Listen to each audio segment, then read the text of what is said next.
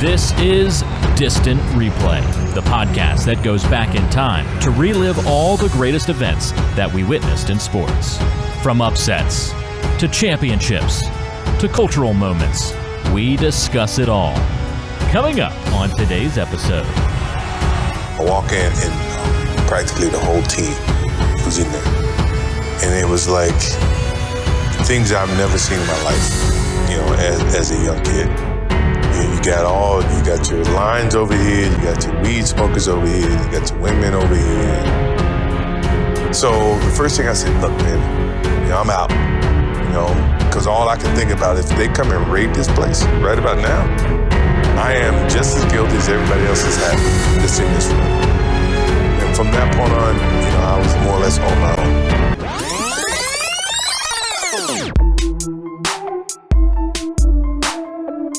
Well, we're doing something a little different here on Distant Replay Podcast. We usually go back and watch one game, talk about it. You've heard past episodes. The last one out, we did Jordan's final game with the Bulls, the NBA Finals in 1998. Well, that was all to lead up to this.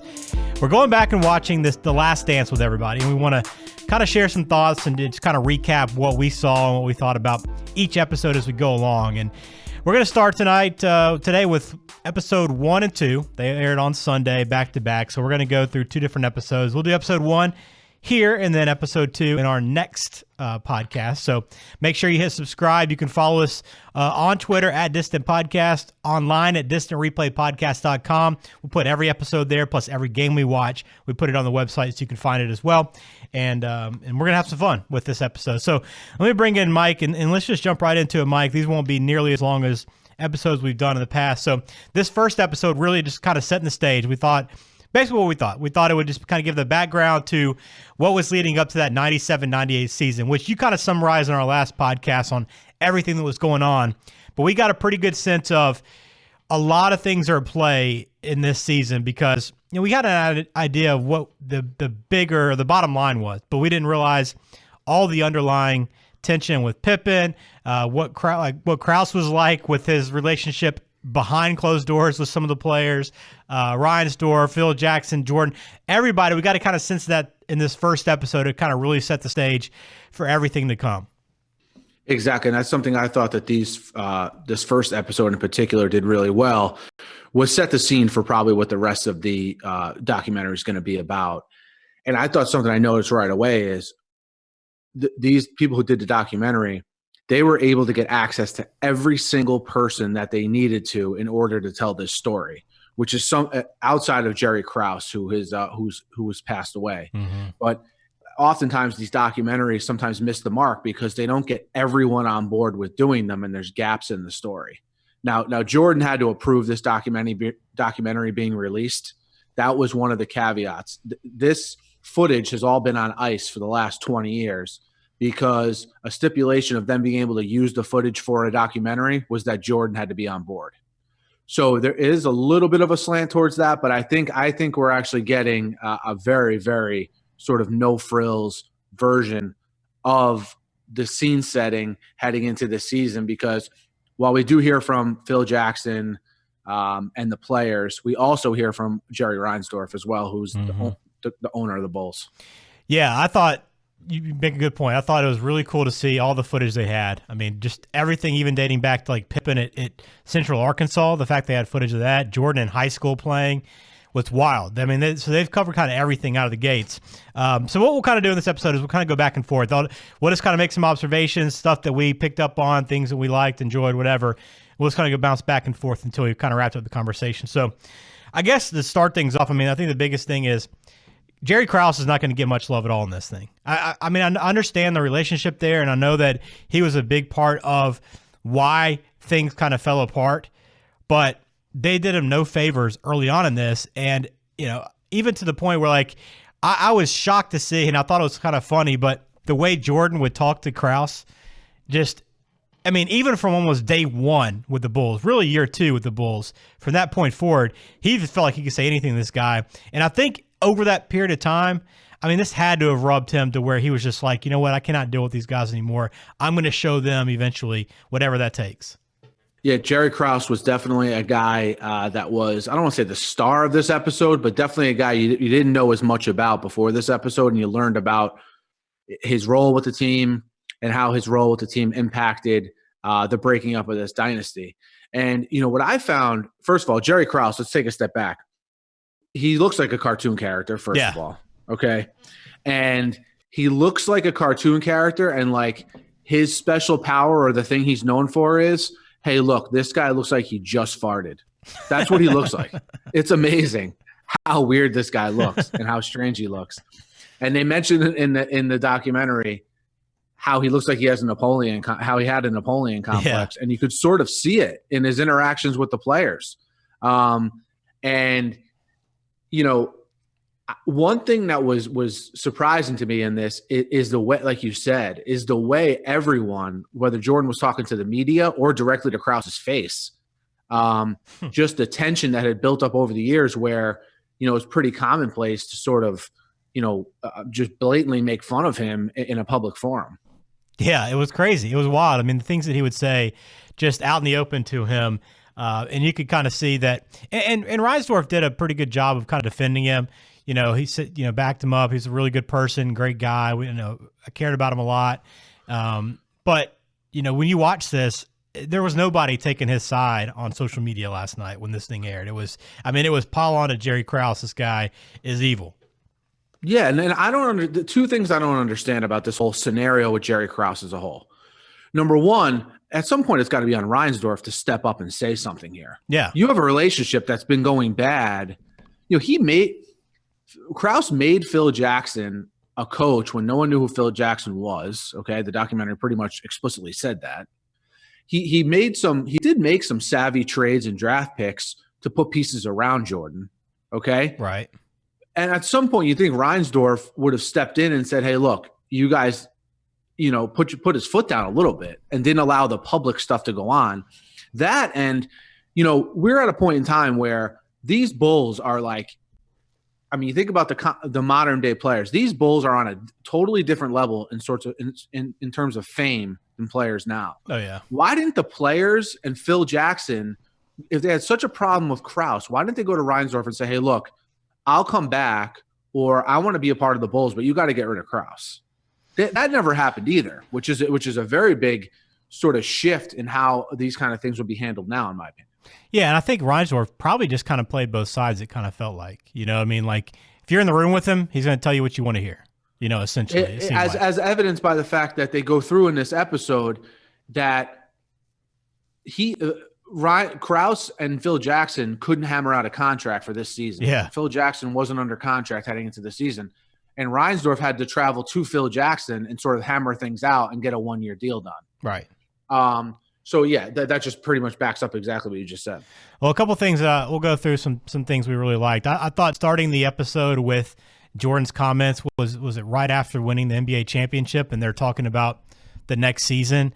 And it kind of set the stage because he was talking about, let us run out of steam before you decide you want to blow everything up and start rebuilding. Let us play until we cannot defend our title anymore, and let us kind of handle that. We shouldn't be talking about breaking this thing up when it continues to work at a high level year in, year out. I thought it was crazy having that conversation right after the NBA Finals, but that was it. It made a lot of sense, that mindset, and it was very logical, and it made me think, like, can you imagine today, if somebody's won essentially his last 5 NBA titles when he's playing, and you're going to try to blow up that team? It makes no sense to me now, thinking back to that time, like having that conversation in that moment.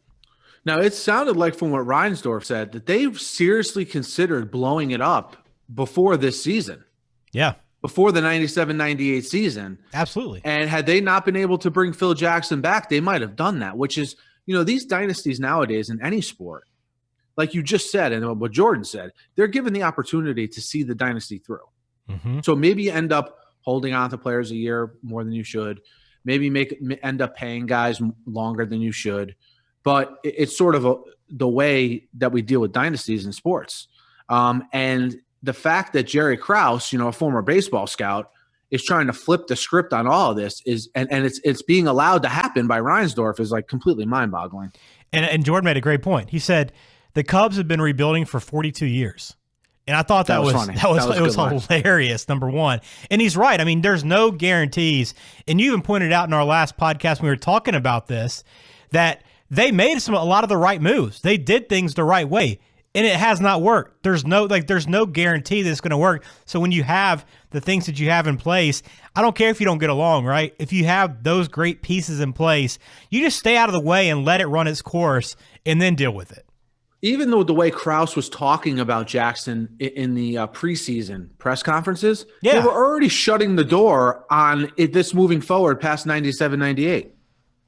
It was wild. It was totally the way they went about it is crazy.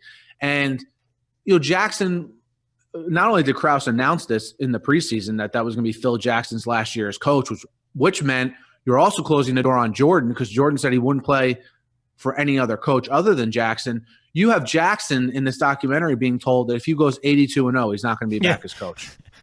I give Phil credit for actually even coming back and coaching that team because, you say if somebody tells you that and no matter what you do, you don't have a job after the season. I mean, I guess he respected those players and that bond that they had enough to come back, but man, bless him for doing it. A few things in this episode that we saw, okay? First thing, Krause, obviously that was a big part of it. I really liked the way they showed how bad the Bulls were before Jordan got there. We talk about how the Bulls whole franchise, and we grew up in, the 90s were kind of our prime, like youth, like being aware, watching stuff, just latching on to NBA and sports in general. So we see the Bulls as this powerhouse, like the ultimate franchise.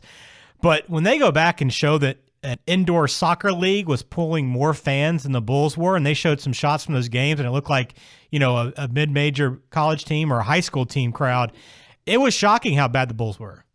It was, and I thought a great line in this is when the guy that was interviewing Jordan was reading an article where those Bulls teams that you're referencing before Jordan got there were known as the Bulls Traveling Cocaine Circus. Yeah, yes. That was great. I know we haven't made any T-shirts yet, but that might need to be the first one we make. I've already seen one out there. Did you really? They beat us to it. Yes. We're taping this. What? 7 hours after the documentary aired, exactly. And it's already out. That's funny. You got to love the internet, but yeah. And then the laugh that Jordan gave after that. He then told the story about how when he was very new to the team, he went in one of the hotel rooms and there was a lot of extracurricular activities going on in the room. Cocaine on one side, weed in the middle, and the women on the right. It was like pretty standard, the trifecta. And I think that he had that laugh like, yeah, that absolutely was the case when I arrived. And he was so dead set on turning things around and proving himself early on that he said he walked out and kind of did things on his own. And I could see that. I mean, I could see that he wanted probably nothing to do with his teammates probably at that time because of how bad they were and probably how, and according to this one moment in time with him walking in that room, how pleased they were and how it did not bother them one bit that they were so awful. You know what I mean? I think that's what kind of struck me is like, I can't imagine what Jordan thought of this team when they're just so happy and complacent, much like that scene from Paris when they win, the whatever championship in that preseason run through France. And one of his teammates was hugging with Ron Harper and he asked Jordan for a hug and Jordan just like shakes him off like, this game means nothing. What are you even doing? Even like the guy's just trying to have some fun, lighten it up. It's like what, October? I mean, we're 10 months away from any kind of possible NBA championship. And that's just how Jordan was though. I mean, everything was serious and every game he played like it was his last, like they talked about. Exactly. And I think he really, an awesome scene in this documentary among a lot of them was that second or third game of the year when they were playing against the Bucks, I believe. Yeah. And they could never beat the Bucks. And I remember I had a Sidney Moncrief basketball card when I was little. So I remembered who Sidney Moncrief was, who's supposedly the defensive stopper of the day. And the Bulls are down going into the fourth quarter. And he goes back to the bench, Jordan does, and everyone's pretty much given up. And Jordan's like, hey, what are you giving up for? We still have the fourth quarter left to play. Yeah. He puts the team on his back. They win the game. And then they get into how much of a fairy tale that first season was with the Bulls. Even though they didn't make the playoffs, you know what I mean? His first season, just how much of a fairy tale that first season was, and sort of in terms of Jordan bursting on the scene. The arena goes from being outsold by the indoor soccer team, like you mentioned, to being sold out every game. You see this in sports a lot when a rookie bursts onto the scene. It's not really about winning. It's about, wow, we're relevant again and we can go to the games. It's about changing the culture. I mean, that's so much of it, and Jordan was able to do that on his own. Like, we see that a lot with, like, when coaches come in, especially at the college level. I mean, it's about coming into a program that's not used to being successful, is kind of happy winning, in football 7 games a year, or in basketball, maybe making the tournament once every 5 or 6 years, and coming in there and saying, this is not acceptable. Like, we can be at this level every single year. And that one moment kind of proved that. Like, you guys have already written this game off onto the next game.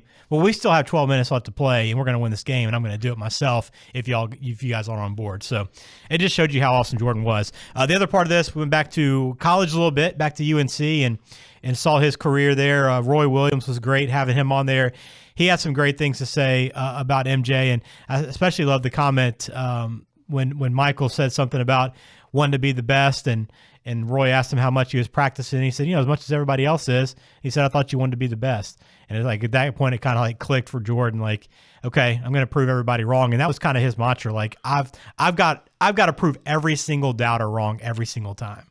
Yeah, and one constant theme you hear people talk about with Jordan, whether it was his high school coaches or, like you mentioned, even cuts of Dean Smith and Roy Williams, is how much better he got year over year. And those highlights of Jordan from college, I had never seen a really deep cut of highlights from him from college. You see all the normal plays you typically see, the 4 or 5 plays. But I had never seen that play where he blocked a shot and hit the back of his head on the backboard. Yeah, it's crazy. I had never seen that before. And I've seen a lot of Jordan highlights over the years. That was bonkers, man. He literally hurt his head. Yeah, it was wild. I mean, he was so athletic and did so many things at a different level, especially at that time that nobody else was even thinking about doing. But he did win the national championship. And, I thought it was kind of crazy, though, that, he and a lot of this was development. He was a guy that was small early on, and he developed his last year. Like, in high school, he grew a couple inches, and again, in college, continued to grow. And now it's a big part of him really kind of elevating to that next level. But it's pretty wild that he almost went back for his 4th year. I mean, Dean Smith had to tell him, hey, you're probably good to go ahead and head to the NBA. But the fact that he was even considering staying 4 years kind of blows your mind today. Yeah, he seemed a little bit uneasy and a little bit nervous about making the decision. Yeah. He becomes the 3rd pick in the draft. They didn't spend a lot of time on the draft, but of course you had Olajuwon, who was the consensus number 1 pick, going 1st overall in that draft. And then Sam Bowie going 2nd in that draft. I always think that's an overrated blunder, them not taking Jordan, because they already had Clyde Drexler. And I know it's tough for people to imagine, but back then, if you already had a good 2 guard, you weren't going to take another 2 guard. Basketball was not positionless back then. And if you didn't have a 7-footer or a guy close like a Sam Bowie, that was the pick back then. And you even hear people in the documentary saying no one knew exactly how good Jordan was going to be. Right. And it wasn't until those Olympic Games later on that summer before his first season, and then his first season, where everyone was like, whoa, Rod Thornton wasn't even 100% sure what he had. The head coach of the Bulls in his first year, Kevin Locker, he wasn't sure. And it's crazy with how advanced scouting is and everything these days. You never get surprises like that to that level. No, and I think if that, they talked about this, if the Olympics had happened a little bit earlier, maybe that changes their opinion. And I get the fact. I mean, Hakeem's a great pick. I mean, Hakeem went on to really lead that franchise and was a big part of that success. And, Sam Bowie, I get the idea. But again, it's like at some point, and we see this still today a lot of times, where teams will take fits over best available. And I still there's a lot of times I'm just like, I don't get why wouldn't you take this guy and just figure it out? Like, figure out how he fits into your roster or what you need to do to make this work for your team. And I get that him and Clyde would have been similar, like the same position, similar players, but you just figure it out. I mean, it's still today, I don't care that you really need an offensive lineman. That quarterback's out there, or that defensive back's out there, the wide receiver's out there that is going to be a game changer. Take him and figure it out. And I know that's easy to say in retrospect because, again, it's much like that conversation of, okay, you want to blow it up. Well, there's no guarantees that what you're going to bring in is going to be as good as what you have. So I get that part of it. But, man, after a player of the year in college that had that career and he's right there and you pass him up, I know it still was talked about today, but it's pretty crazy how that all played out. And you're right. I mean, not everybody really realized what he was going to be, even down to the Bulls. I mean, even players, his teammates. I mean, they saw it almost immediately, which almost made you believe, why couldn't they see this before? Why did it take seeing him in person like that to make that decision? I don't know, but that is definitely something that will be talked about forever. Sam Bowie's always the answer to that trivia question. Yeah, for sure. Poor Sam. But he definitely is. And you have a guy in Jordan who bursts on the scene at his first year. Then in this documentary, they go into this trip to Paris that they take. And Jordan is called, quote, bigger than Pope by the local newspaper, and also the closest thing to a god on earth. Yeah, I know. This is in France. At a country at the time that this is before, we had sort of a French wave of basketball players come here. This is not, the basketball epicenter of the world there. That just gives you an idea of how big Jordan was worldwide. Yeah, he was a monster, and the sport was really growing and becoming an international behemoth at that point, and Jordan was behind that. Anything else from this first app, Mike, that you want to touch on? Yeah, just some real, just sort of quick hits here. First off, did you notice the French player asking for Jordan's armband after one of the games they had in Paris? He almost ripped it off his arm. yeah, that. And they referred to President Obama as a Chicago resident. Yeah, in this episode, which I thought was funny. It's like, right. I think he's known for something else at this point. And just overall, I mean, they sort of zipped really quick through the early Jordan stuff and the North Carolina era. Just, I can't help but think like where this story with Krause is actually going. Once we just heard like the very basics of it, but as we get into the sort of season here, that's just going to be such a big theme. Yeah, that's a great point. We're kind of hitting, and I like the way they're doing like present time and going back and kind of giving context to how we got to this point. I think that's a great way to put the story together. But yeah, I can't wait to see how this story develops. And we're getting to episode 2. I mean, even episode 2 is kind of like wow, there's a lot going on in the show already. And we're not even out of October, November of that 97-98 season. Exactly. And this episode ends sort of right in sync with Jerry Krause getting booed on the ring celebration night that they have after on opening night here for the 97-98 season. And it's sort of a perfect way to end this episode. Yeah, absolutely. So we'll end it there as well. We got episode 2 coming up next. It's going to be looking at, we have our next episode coming up looking at the second part of this 10-part series, The Last Dance. We will do that immediately after this, so go ahead, hit subscribe. You'll have the episode following it, and we'll do this every single week as these documentary episodes are released. We'll come back and have some takeaways and some thoughts. It's been a great start already, and we look forward to going through this whole series.